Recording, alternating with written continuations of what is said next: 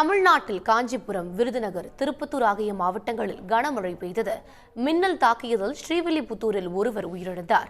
விருதுநகர் மாவட்டம் ஸ்ரீவில்லிபுத்தூர் மற்றும் அதன் சுற்றுவட்டார பகுதிகளான வன்னியம்பட்டி, மல்லி, மம்சாபுரம், கிருஷ்ணன் கோவில் உள்ளிட்ட இடங்களில் கனமழை பெய்தது. மழை கொட்டி தீர்த்ததால் பேருந்து நிலையத்தில் குளம் போல தண்ணீர் தேங்கியது. இதனால் பொதுமக்கள் கடும் அவதியடைந்தனர்.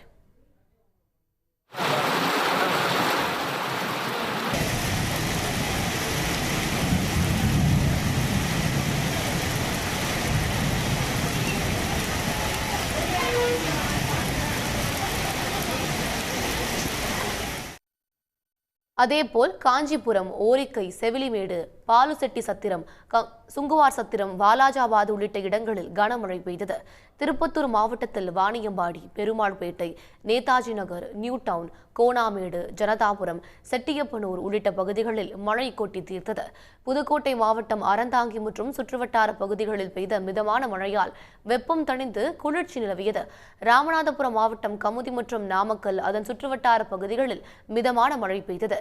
இந்நிலையில் தமிழ்நாட்டில் இன்று கோவை, வேலூர், திருப்பத்தூர், கிருஷ்ணகிரி, மதுரை, நெல்லை உள்ளிட்ட 19 மாவட்டங்களில் மழைக்கு வாய்ப்பு இருப்பதாக வானிலை ஆய்வு மையம் தெரிவித்திருக்கிறது. உடனுக்குடன் செய்திகளை தெரிந்து கொள்ள சன் நியூஸ் பெல் ஐகானை கிளிக் பண்ணுங்க.